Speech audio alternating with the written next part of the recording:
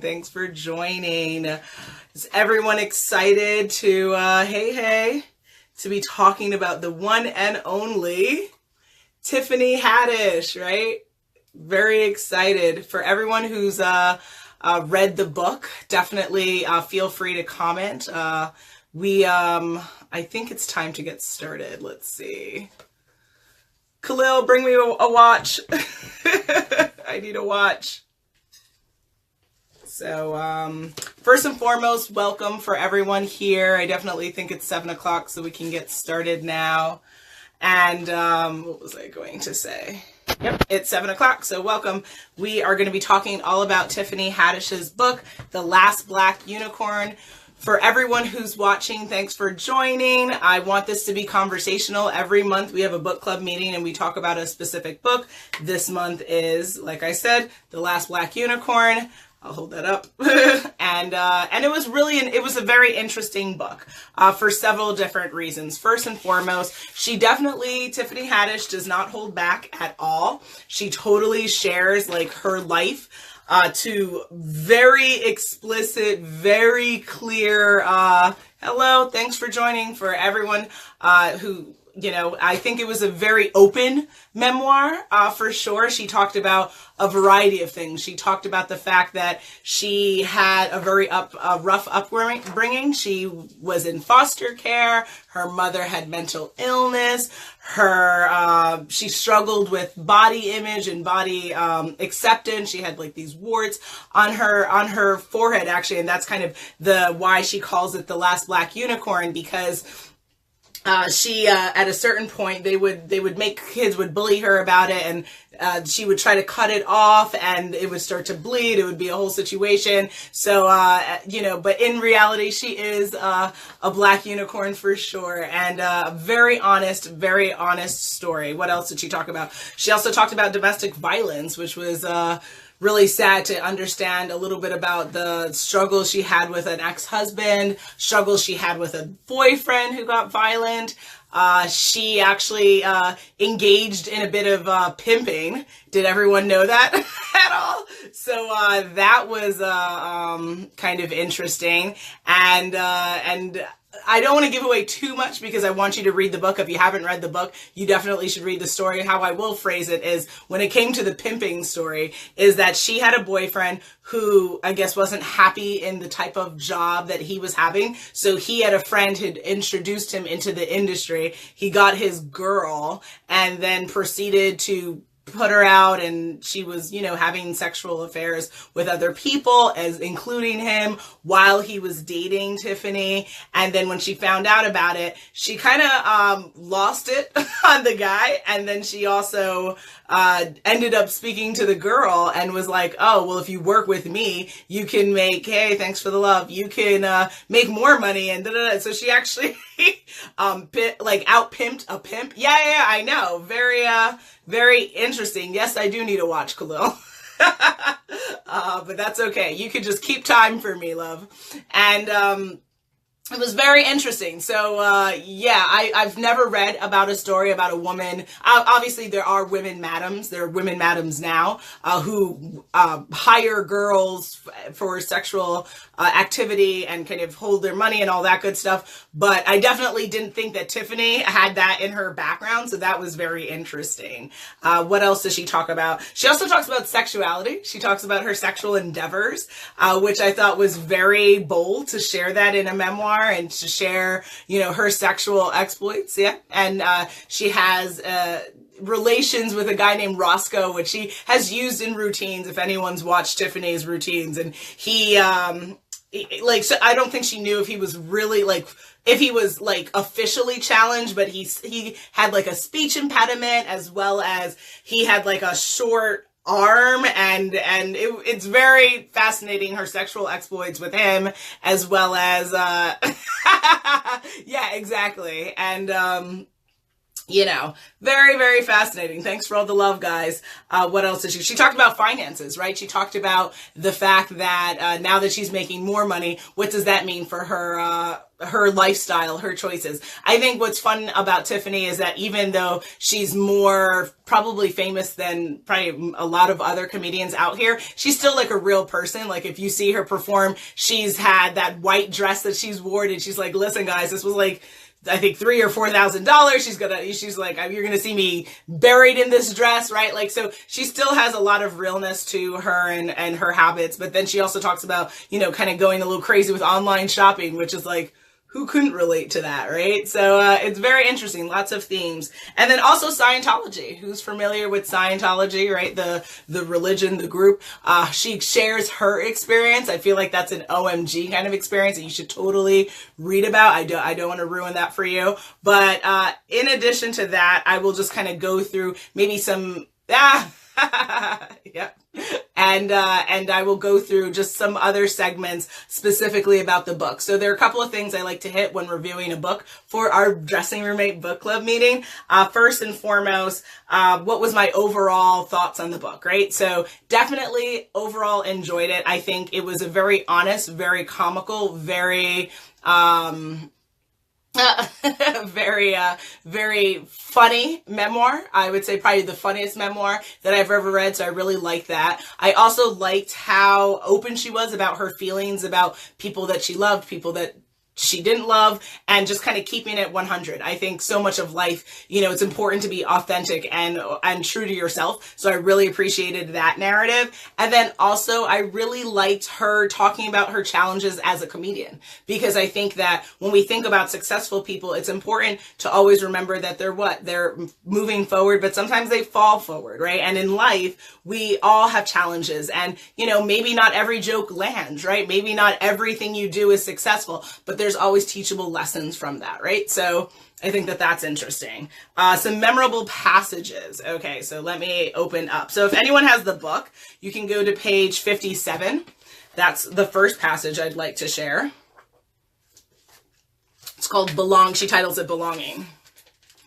As a young kid, it didn't feel like nobody cared about me or protected me except for my grandma. It didn't feel like anybody gave two beeps about me unless it was benefiting them, unless they were getting paid, unless it was making them look good in some kind of way. Me just being myself was never good enough for anyone to love me. My Aunt Gina taught me how to dance. We would dance together, but that was so I could dance with her at weddings and make her look good. Having a little girl copying her moves. But I don't think it was because she loved me or liked to spend time with me or dance with me. That was just to make her shine. My Auntie Mary, she would do my hair. She would sing songs with me and stuff. But that was because she was rehearsing for her own thing. She'd be like, now you do backups. Now that I think about it, she was teaching me about music and performing, but really that was her getting ready for her own shit. It wasn't about me. It was about her looking good. I didn't get much from my family, so I tried to be a gangbanger, but they wouldn't let me gangbang. When I was a foster kid, I would have to walk through the gang hoods to get to the bus stop. I used to try to holler at all of them. I wanted to be in the gang because I felt like then I'd be a part of something. So yeah, right? Very sad, right? And I think that I applaud her for being so honest, about family. I think that a lot of people, when they talk about family, yeah, thank you. When they talk about family, they leave out the parts where even when you're around your family, you kind of feel alone. You kind of feel like they're doing something from a self-interested perspective, and that's not cool, right? That's not cool to treat young children that way. It's not cool to treat adults that way. So I think that, yeah, I'm glad that you agree. Thank you. You know, it's interesting, right? The idea of belonging. We're born into a family, but does your family always receive you in the way that you need to be received? Do they always love you in the way that you need to be loved? So it's interesting. So that's one passage. Another passage is on page 161. So again, if you're following along in your book, open up. And this is just the first, just really quick. I just thought this was interesting how she leads into the conversation about her. You can relate. Absolutely. Okay. That she leads into about her ex-husband. I just got to warn you straight up. This story is bad, and not bad in a funny way, like the Roscoe story or the Titus story, which is the boyfriend who,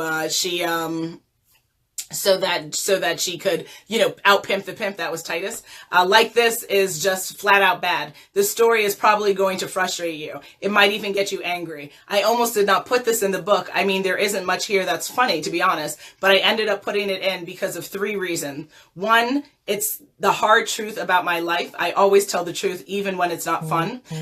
2, I hope some young girls can learn from my mistakes and avoid what I went through. And 3, I believe everything happens for a reason. And as bad as this was, I believe it made me better and helped me get where I am. So, right? What's that? I mean, and you can go through the story, and it's very dramatic, and it's very explicit, and it's very harsh. It sounded like she really struggled with her ex-husband, who was abusive and was not, it definitely was not funny at all as a story. But those 3 reasons are really powerful things for us, even just as we're thinking about why we share what we share, why we're doing what we're doing. And it, again, I'll read, not kind of summarize. Hard truth about life, right? Not everything about life is sunshine and lollipops. Sometimes shit is real, right? Sometimes it's really not cool. And we still have to experience it. We still have to be able to make sense of it, right? And share it. Secondly, you want other girls to learn from what you did, right? So much of life is us leaving breadcrumbs for the people that come after us. That's what a true leader is. That's what a true leader does. So we've got to be willing to share our story so that other people can avoid the mistakes we did. And that's important, right? It's important whether you're on TV or whether you're living your life and you're an unsung hero. You've got to share so that we can make the next generation's life much easier. And then thirdly, everything happens for a reason, right? There's teachable lessons. And I think sometimes one of the most meaningful things that happen to us in life are the bad things, because it really can help drive a fire within us. It can help realize things that we want to avoid. It can help us learn more about ourselves. It's the really crummy things that can be super meaningful, and we can't run away from them, right? And no, I'm not saying, run into cars, but we've got to have an understanding that the bad stuff isn't something that we sweep under the rug, but we embrace it. We understand, we analyze. If there's something to laugh about, you laugh about it, and then you keep it moving. So that I would definitely encourage you to look through. And there's a lot more, but what I will say about Tiffany Haddish's book is that it's very explicit, meaning there's lots of F-bombs, the N-word. So if any of that offends you, this book is definitely not for you. But if you are, I would say, like, me and my husband joke a lot about, is this for children? This book is definitely not for children. It's definitely for adults, adult eyes only. And if you're reading this to a child to influence them and to share Tiffany Haddish's story, you're just going to have to kind of beep, beep, beep a little bit, kind of a lot. So there's that.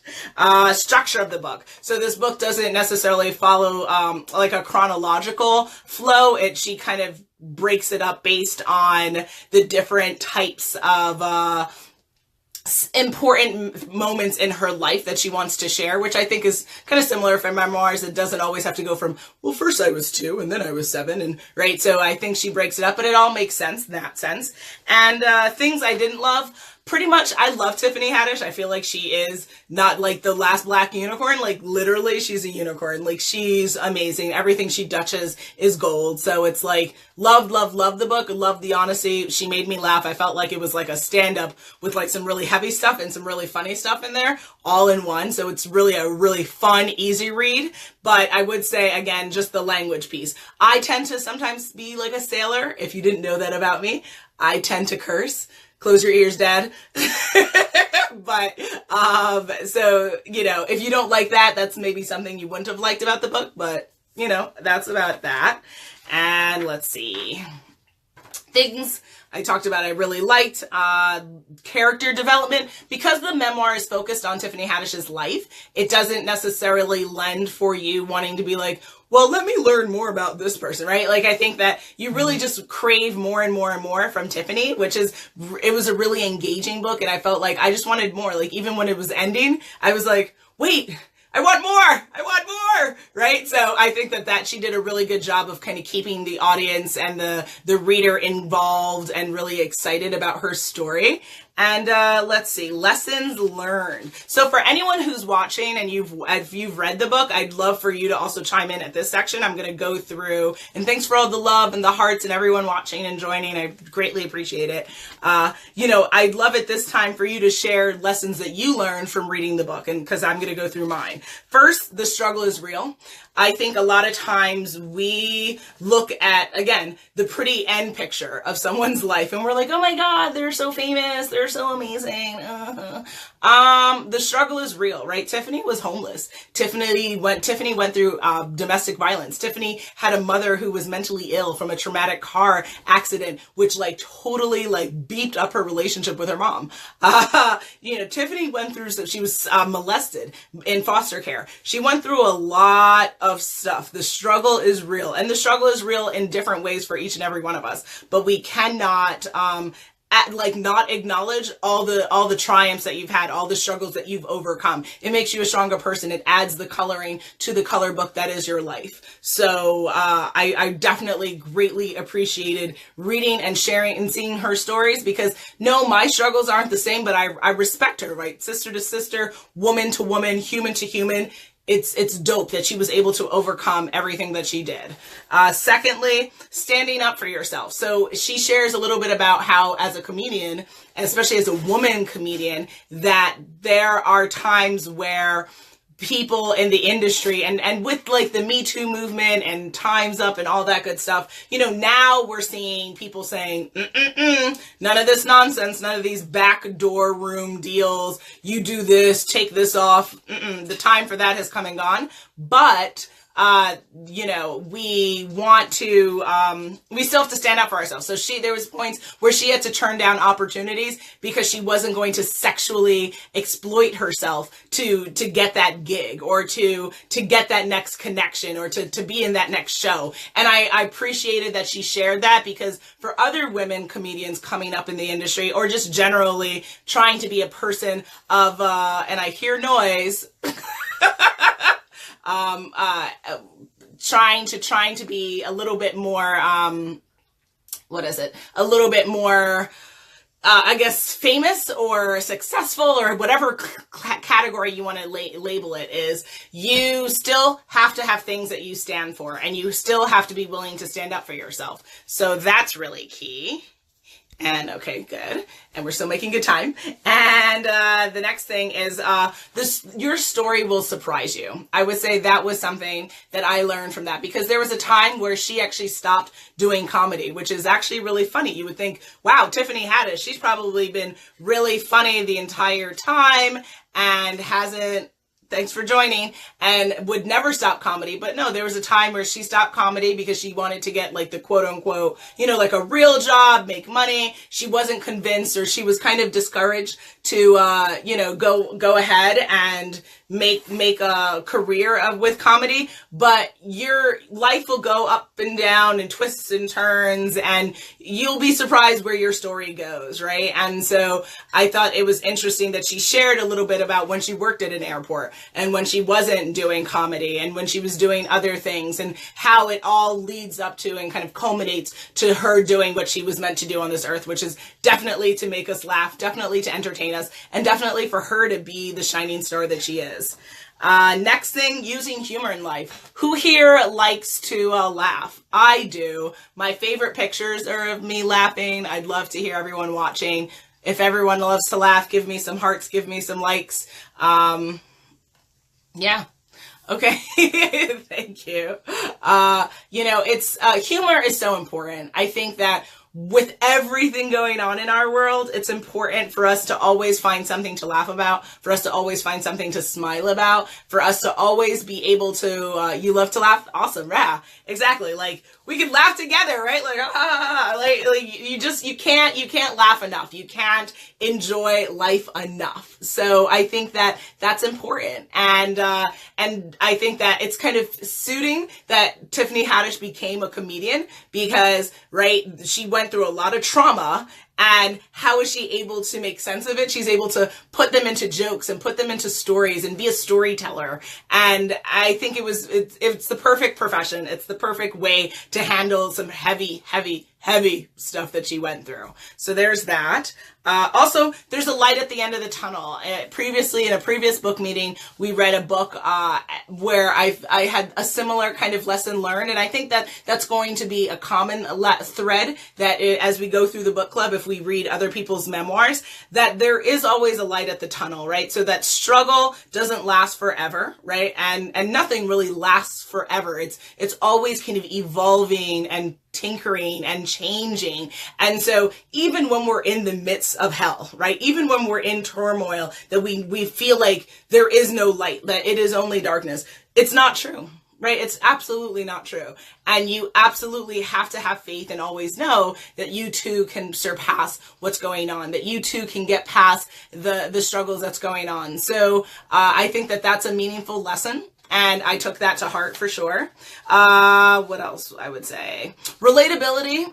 Interesting. So I didn't grow up in LA. I grew up in New York. So, my narrative as a child is a little bit different. But, some of the experiences she had when she was in California and, dealing with poverty or bad relationships, not necessarily exactly like in line with everyone reading, but I think that you can appreciate the struggle, right? That you can appreciate the tenacity to overcome and to still be positive. She was still trying to, make light of things. And she talks about that in her jokes where she'll be like, listen, girl, like I live in my car, but I look cute today, right? Like she ready, right? Like she still had that fierceness and that like, I'm still going to be okay attitude. And I think we all can really relate to Tiffany. And I think that that's also why she's doing so well as a comedian and as a public person, as a woman, in our community. Would I read more books by Tiffany? Hells yes. Like I said, if you haven't read the book, The Last Black Unicorn, pick it up today. You can get it on dressingroommate.com. You can just get it, read it, love it. It's amazing. And you'll just want more. So Tiffany, if you happen to see this video, boo-boo, please write part 2 and possibly let's do some other things with this. Additional questions that I had for Tiffany. And again, if you've read the book, I'd love to hear from you as well. This is always conversational. For me, I would say it came down to 3 things. So at what point would she say she was the happiest in her life? And I ask this because I think it would be interesting to know, now that she's acquired more wealth and is doing well and is, super duper famous, is this the highlight of her happiness or another time in her life, right? So that would be one question I had. Also, based on the struggles that she had with relationships, what is she looking for now in a relationship? I'd be interested to knowing that because as someone, I found my husband when I was 18 years old and we've been together. It'll be 14 years this September. And, it's interesting. Every love story, every relationship story is different. But, if you didn't necessarily have a stable kind of ongoing relationship and you're in the midst of looking for something, it's always interesting to think about, well, now that you've had XYZ, what haven't you had, right? What do you want, right? And then the last question I would have for Tiffany would be, girl, when are you turning your book into a movie and TV show? Because I'm all about it. And she ready all day, every day. So there's that. Last minute thoughts, I would say. I think we're making good time. Yep, we have a couple more minutes. I would say it's March, guys, right? It's nearly the end of the month. What was March? March was Women's History Month. If you didn't know that, I don't know what rock you were living under, but that's okay. That's okay. No shame. We have to celebrate the women that we know and love who's been influencing us, from like Maya Angelou to Angela Davis to Michelle Obama to anyone, right? Eleanor Roosevelt, like any woman leader that has been influencing you. This is definitely the month to celebrate and to cherish them because it's Women's History Month. But most importantly, thank you, is that we take these women leaders and we also think about them all year long. I know so much of our calendar is like, well, this month is for this month and this month is for this month. Guys, right? Black History Month was February, but guess what? I'm Black all year, right? Like, so I'm gonna celebrate my Black leaders all year long, and I'm gonna honor them for the month of February, but I'm gonna take that with me all year long. Same thing, Women's History Month. Yes, I'm a woman all year long, so I'm going to take, you know, things that Maya Angelou have said and done, and things that other women leaders, that I love. Exactly. Thank you. And I'm going to celebrate that in my life. And so that's one tip of advice I would give. Secondly, I think with the biggest thing of why I started the book club, for anyone who isn't aware, Dressing Your Mate is an online platform for empowerment, primarily for women business owners and women creatives. And I started the book club because I wanted to force myself to read at least a minimum of 1 book a month. My real goal is like 3 books a month, or 5 really, but at least 1. And I have this public kind of declaration where you guys will hold me accountable, because every month I've got to come before you and we've got to talk about a book. So I've got to read the book. And but also thinking about how we can be better storytellers, right? So for anyone listening who has a business, for anyone listening who's a creative or is just interested in being a storyteller, which who isn't, right? We all have a story to tell in this world. How are you sharing your story?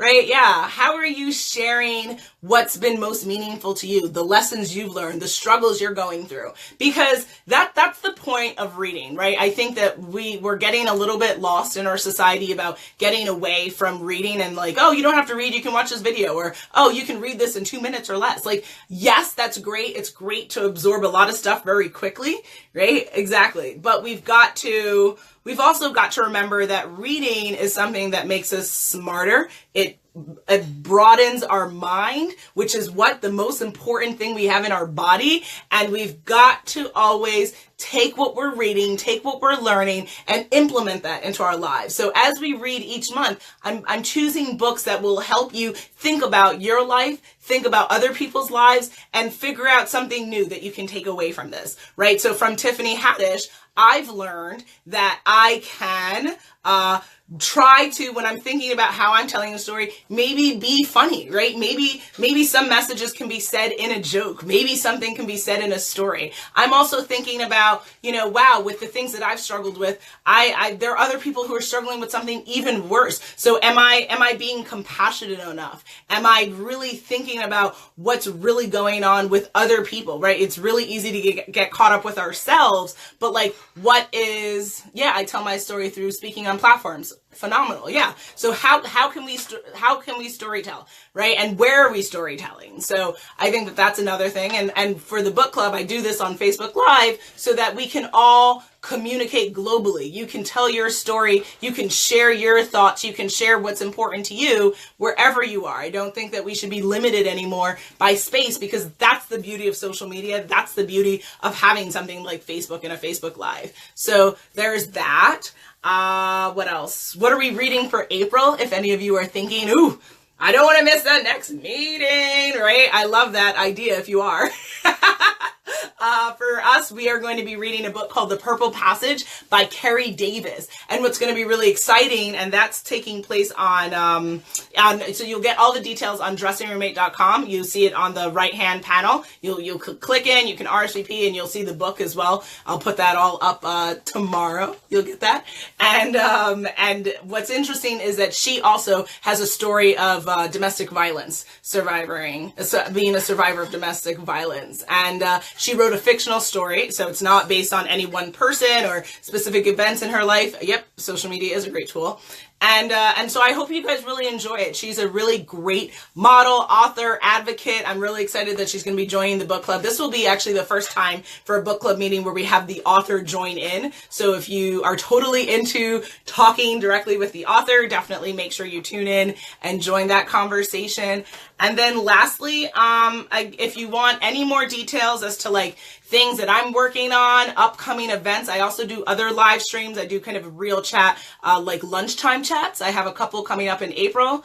DressingRoom8.com. Yep. You can, and thank you. Perfect lead-in. DressingRoom8.com. And you can find, the Facebook page if you're not familiar, facebook.com/DR8fashion. and it's the number 8. And yeah, I think that this has been very fun, and we are right on time for the end of everything. So yeah, so dressingroommate.com. I'll write that in the comments as well. And thank you for everyone who joined in. Thank you for everyone who participated. I couldn't do this without you. I hope that you're joining along in my mission to read every single month, to learn, to make progress with our lives, with our personal lives, our professional lives, and to live it up. Yep, dressingroommate.com. Perfect. Thank you. So again, thank you, thank you, thank you. Enjoy the rest of your Thursday. I know it's like, for all the people here in the United States, you know, Easter's coming, so enjoy the holidays and Passover, all holidays. Enjoy, enjoy, enjoy. Thank you. Big hugs and kisses. I had a lot of fun. And read the book, Tiffany Haddish, The Last Black Unicorn. 2 thumbs up. It was dope. Read it. All right. Have a good night, everyone.